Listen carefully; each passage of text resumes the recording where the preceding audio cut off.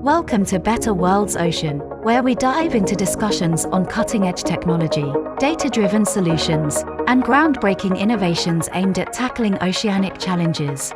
Join us as we ride the crest of a new era in global sustainability and work together to preserve our oceans for generations to come. Hello and welcome back to Better Worlds Ocean podcast series, where we dive into the world of data, innovations, and insights around the ocean that are helping us make change for the future. Today, I'm joined by Ernst with Connect Ocean in Costa Rica. Ernst, tell us a little bit more about your work with Connect Ocean and where you're calling us from today. Thank you, Kate. I am calling you from Guanacaste, which is the northernmost province in Costa Rica. We just, a couple of hours from the Nicaraguan border on the Pacific side of Costa Rica. Thank you very much for having us today, and it's an honor for me to share a little bit of what we do at Connect Ocean Conservation and Outreach. So how about I start off just to tell you a little bit about what Connect Ocean does in a nutshell. Yeah, that'd be great. And then we'll get a little bit more into your journey about how you came to do this work. Absolutely. So Connect Ocean, as our name aptly says, we exist to connect people to the ocean, and we believe that this is very important because we live on an ocean planet. So one of my favorite quotes is Arthur C. Clarke, which is one of my favorite science fiction writers. He looked at a picture that was taken from the moon landing, and he said, how strange is it for us to call this planet Earth when it's quite clearly ocean? And we live on a planet that's 71% covered by the oceans, but yet we know so little about it as a collective community. So Connect Ocean, we try and strive and try and get everyday people to understand that their lives are connected to the ocean. When we think about the fact that only about 5 to 8% of our world's oceans have been explored, it kind of makes sense that a lot of people have a disconnect when it comes to understanding the importance of these marine ecosystems, right? So a big part of what we do is we engage people in something called place-based education, where we recognize the fact that knowledge about conservation in areas are important, but we know that a lot of people learn about extraneous topics that maybe involves areas that's not geographically close to them. And what we want to try and do is get people to explore, to understand the ecosystems in their backyard. So we grow up in a day and age now where people know a lot about the Atlas Mountains and the Sahara, but they can't even name the shrub or the bird in their own backyard. And this is really what Connect Ocean is covering at the moment. We are finding ways, for people to go out and their local communities to discover things about the ecosystems in their own backyards. And what we are trying to do is to get them connected with civil society and research groups in their own backyard where they can actually find out how they can make a difference. And then the last thing that we do over there is basically creating a how-to guide, or recipe for local communities to be able to create something called a regenerative community-managed hope spot, which is essentially crowdsourcing conservation through citizen science. So the perpetuated continuity, through all of this is engaging local communities through citizen science, where they can use their observation skills to collect data points, from their local ecosystems, and essentially helping us map out these ecosystems in their own backyards to enable us to come up with strategies and work with civil society and government to better protect these ecosystems. Fantastic. That is a full plate of work, from the human engagement to the policy engagement to the science pieces. And it's a project that you've been evolving over your whole career, is my understanding, because you started diving pretty early, right? And not in Costa Rica. You come from a very different ecosystem, and you kind of first got under the water in a very different part of the world. Absolutely. I was 19 years old the first time I ventured off into the ocean, and I dived on Alival Shoal, which is a very famous site in South Africa where I did my open water course. But the majority of my diving has been done in the Middle East. I was based in Dubai for about 12 years prior to me coming out to Costa Rica. And the project, that we have working that I'm working on at the moment used to be called Tawasul, which is Arabic to connect. And the origin behind that was I became a scuba instructor and I was teaching a group of kids in Dubai. Now, for those of you that don't know, Dubai actually had the largest environmental footprint per capita due to their usage of, electricity and environmental footprint per person. And I was asking these young people at the school, what do you guys do over the weekends? What do you do to hang out? And the answer kind of surprised me. They would say, well, we spend most of our times indoors, and I go, why? And they go, well, that's where the electrical outlets are, to play Wi-Fi and play video games and everything like that, and I realized, as a species, okay, we completely disconnected from nature, right? We were moving in a certain direction due to technology, and we were no longer like the indigenous people, okay, that used to live very closely to nature. And then therefore also this gets reflected in the way that we protect and conserve these ecosystems. And that was essentially the catalyst and the spark that made me think about what do we need to do to challenge the way that people are learning and experiencing, okay, nature. And therefore Connect Ocean gave birth, okay, to this place-based education program, or Tawasul, right in the heart of Dubai in the Middle East.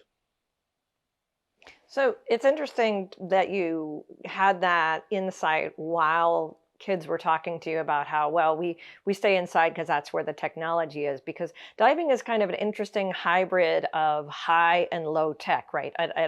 On one level, it's just getting a person underwater, which is pretty basic, and you can do that with just a plastic snorkel and a pair of fins.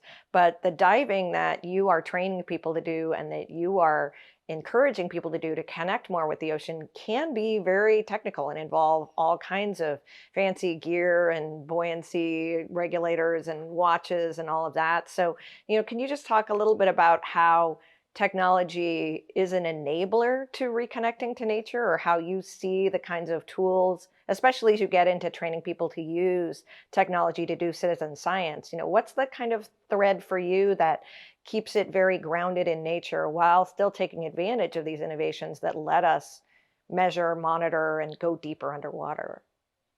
Well, learning to dive is actually not that complicated at all, and for a non-diver, any person that hasn't been diving before, literally if someone walks in from the street, I am able to get them to blow their first bubbles under the water after doing about a half an hour poolside briefing, maybe another 30 minutes in water skill development, and then taking them out in the ocean to be able to experience it. And another quote that kind of sticks with me is a guy called David Berry that says, we don't understand the true meaning of the ocean or the true purpose of the ocean by looking at the surface, just looking at the surface. It's only once you stick your head under the water that you truly understand, okay, the purpose of the ocean. He says it's kind of like going to the circus and looking at the outside of the tent, okay, by looking at the surface. So therefore, getting people to realize that they can be an explorer, okay, as one of our first steps. And you an explorer, even if you just snorkel or explore an intertidal zone, you don't physically have to go under the water to be able to forge that connectivity with the ocean.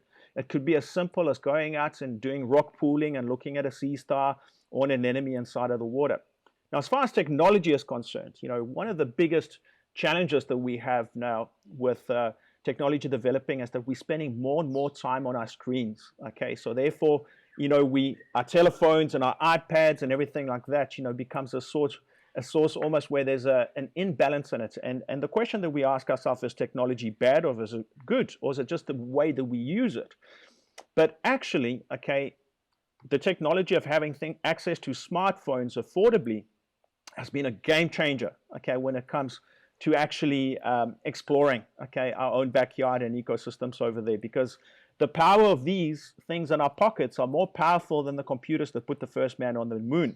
So what we've been able to do, okay, as part of the Connect Ocean Citizen Science Explorer program that we're developing, is to sit down with scientists and research organizations to come up with citizen science protocols that we could actually teach people within a very short period of time to use their observation skills to then collect data from an ecosystem when they go snorkeling or diving. And we're able to take those data points and upload it onto a survey platform that allows us then, okay, to bank that data on an ArcGIS database that would then allow us to layer that data over each other, which is great because that narrative of that data is essentially what's going to help us to come up with the strategic steps to then better manage the ecosystems in these communities.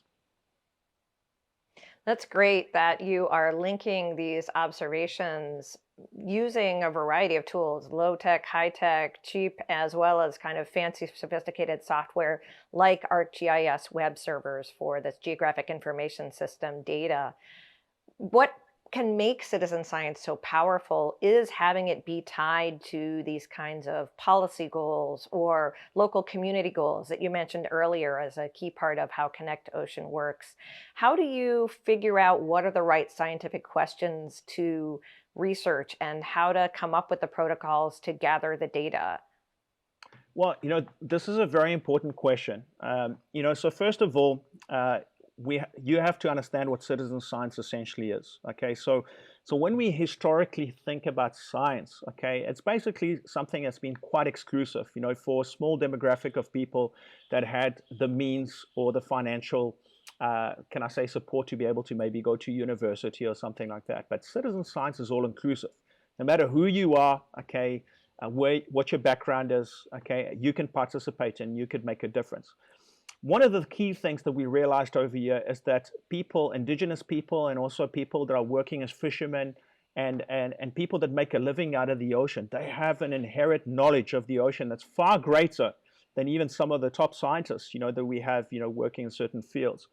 So there's been a ever big divide, okay, between the science community, okay, and the general community that is out there. And this is one of the first steps that we're looking at bridging.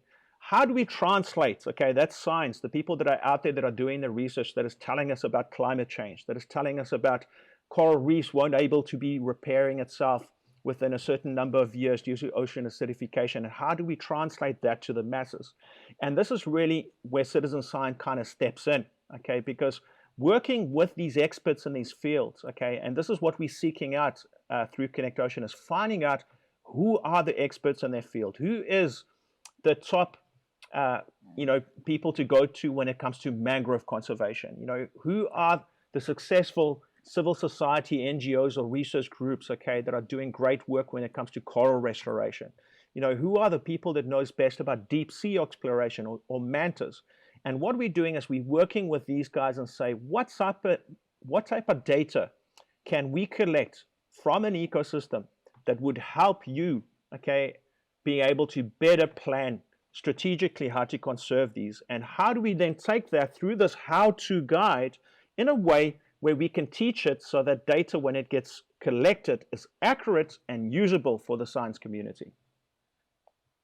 I think that's such an important reminder of two of those key elements. Here in the United States, we sometimes call it participatory science or community-based science, just to get away from that word citizen, which can be highly charged, unfortunately, in some situations. But it's all the same idea that you were talking about, which is that anyone has the capacity to produce high-quality observation data about the world around them if it's done in a certain way that creates this protocol where the data is feeding into a kind of repeatable process. And that doesn't have to be a complicated barrier, right? That sounds like a lot of jargon, but it really is the kind of thing that can be as simple as someone going and walking their coastline at the same time every morning and just marking every bird they see, right? Like it can be that kind of thing where it's a standardized framework for people to gather that information. But when you do it over and over again, it creates this incredible data resource that scientists are often hungry for because they don't have any other way to get that information. They don't have the knowledge of where to go, where to find that data. And it can feed into all of these other data sources that they're using to make predictions and assess conditions. So it's fantastic that Connect Ocean is really digging into that work and making sure that this isn't just, hey, it's fun, use this sensor, it's really cool, but that what people are observing is feeding into a need and a process for being part of a larger scientific framework. Yeah, I can give you a very practical example of how we made that That'd be work in great. Tampa, Florida, for instance. Okay, so Connect Ocean, we got three pillars. We got discover, connect, and protect. So the discover bit is basically the need to know, understanding about the ecosystem and learning about, okay, the importance of that ecosystem. We then move into the connect phase, which is basically taking the learners or the community to then connect to local conservationist NGOs or civil society group in their own backyard, the closest geographical connection that we can then work. And then we encourage these people after making that connection to then protect, which is either supporting existing projects that are out there or essentially creating their own. And we then use these how-to guides in order to build their capacity and teaching them how to set up these projects. So here's an example of what we did remotely during COVID, actually, and to the tail end of COVID. So as as schools kind of moved into remote mode during COVID, and there was no in-present classes, we were approached by a school in Florida and Tampa to assist them with some enrichments program that we had. And what we ended up doing is taking a course where we followed a raindrop from its origin all the way down to the ocean. And then we had a look at how watersheds are connected to the ocean and how even communities that are land-based, okay, plays a role in the health of ocean ecosystems. And what we ended up doing over there for the connect phase was then to try and find some real life science experts, okay, to be able to then present to the school and to the people. So we found a very inspiring group of women. The one lady was led, her name was Catherine Youngblood. She works with the Nature Conservancy, and she also with George Washington. And they presented on a women-led project that basically followed the Ganges River from its, all the way up to its origin. And they created something called a marine debris tracker, where they had a look at all of the the trash that was in the river and the origin points and where it came from. And they kind of shared their adventure, with a group of kids. And then essentially what we then ended up doing is getting the participants then trained up how to use this marine debris tracker. We then worked with the local school teachers, and we went to places like Clearwater, and we did Intertidal Explorer, where we explored the 5 different intertidal zones, doing rock pooling, but at the same time collecting this trash, okay, that was then collected using the marine debris tracker.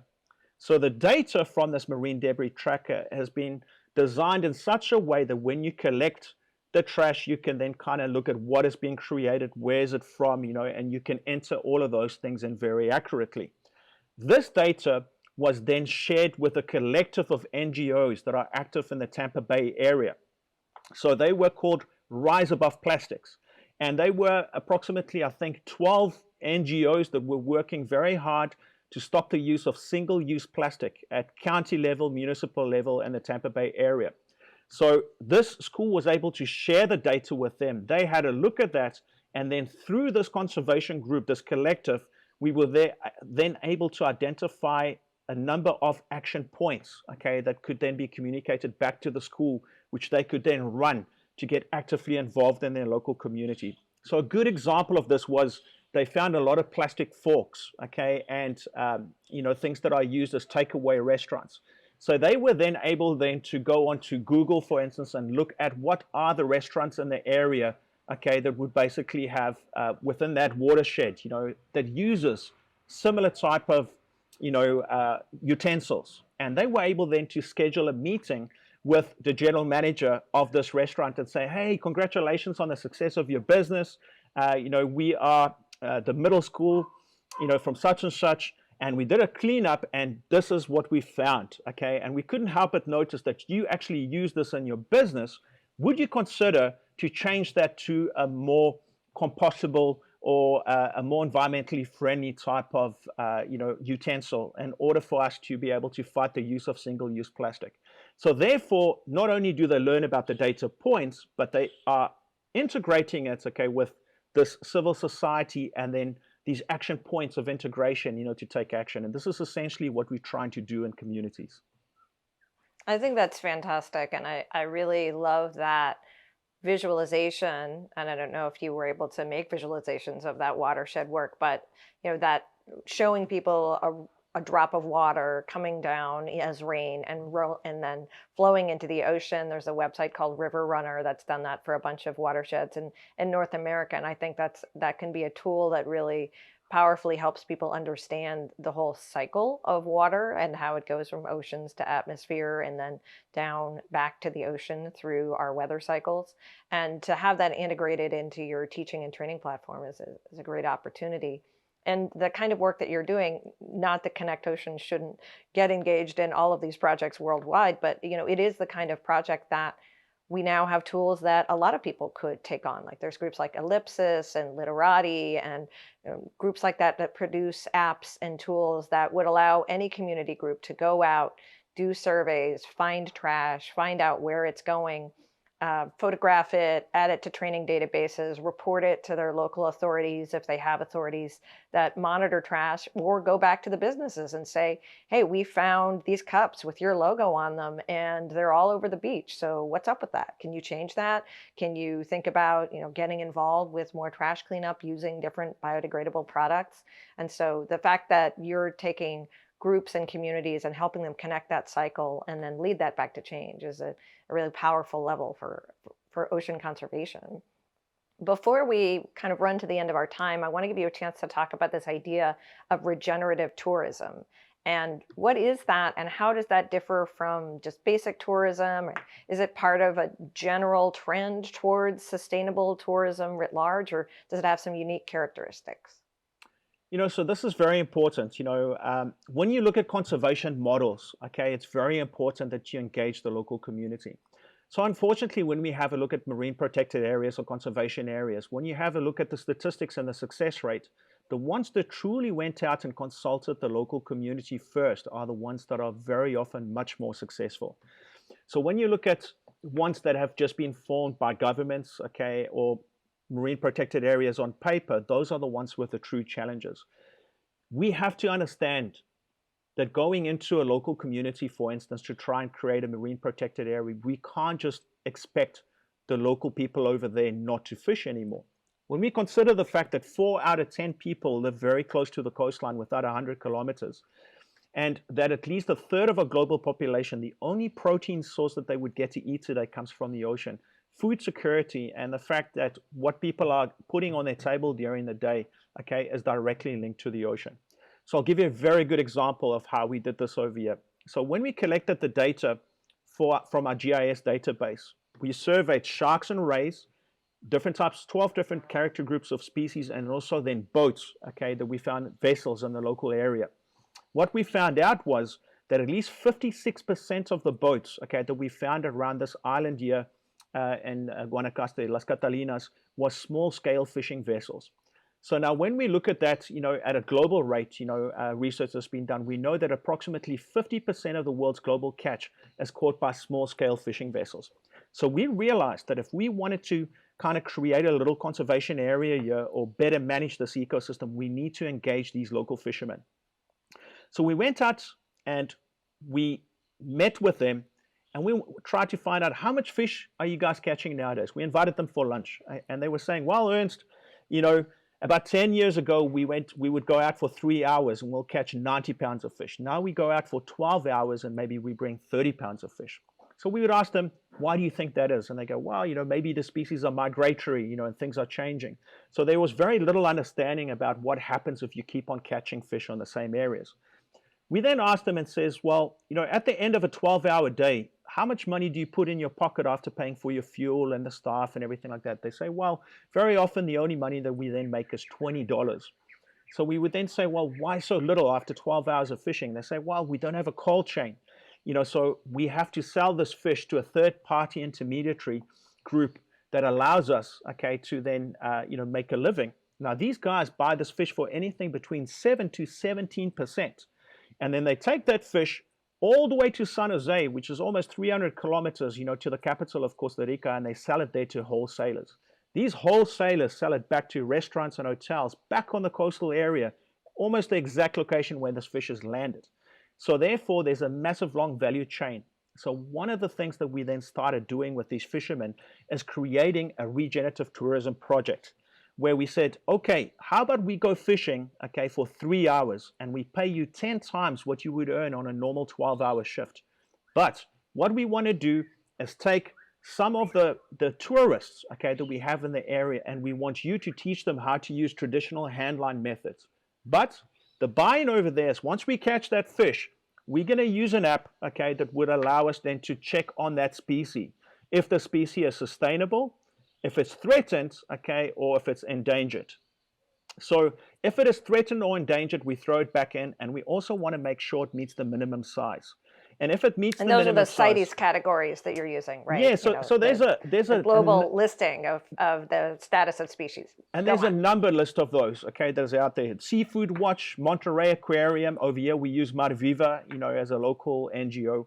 And then typically when we catch that fish, okay, we would then go out to a local restaurant where the family of this fisherman would then cook it, okay, in a traditional way.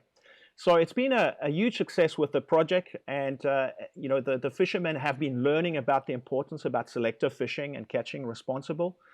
And then from that perspective, they are able to catch less fish, because some days we would go out there and catch 45 fish, and we would only keep 3 of those fish. Whereas in the past, okay, they were not able to do that. They just kept all of that fish. But, okay, when we look at the success of the project, is it scalable? Can we take it to other places? Unfortunately, sometimes we go 2 or 3 times a week with these guys. So the other 4 days of the week, we have no way to gauge if they are following these practices or not. So currently, as next level, we are seeking partnerships and funding to create something called a community-supported fisheries platform that will use AI technology and photo learning to be able to identify the fish once the person catches that. And if it's the right size and the right species, it would then upload it onto a virtual basket, okay, that would allow the fishermen to sell that directly to local restaurants or people in their community, shortening that value chain, allowing them to earn up to 70% more. So that is a very good example of how technology can be used, okay, through citizen science, okay, engaging and helping local communities earn more and fish less. It's a fantastic story, Ernst, and I want to thank you so much for taking the time to talk to us today about all of the work you're doing, integrating all of these different threads between community, policy, activism, education, tourism, small-scale fisheries, and getting people underwater in 30 minutes or less. It's great that you are down there doing the work that you're doing, and we really appreciate you sharing your insights with us here on the Better Worlds podcast today. So thanks so much, and good luck with the rest of your day down there in Guanacaste. Thank you, Kate. And we hope to host you if you ever come and visit, and looking forward to keeping in touch. Absolutely.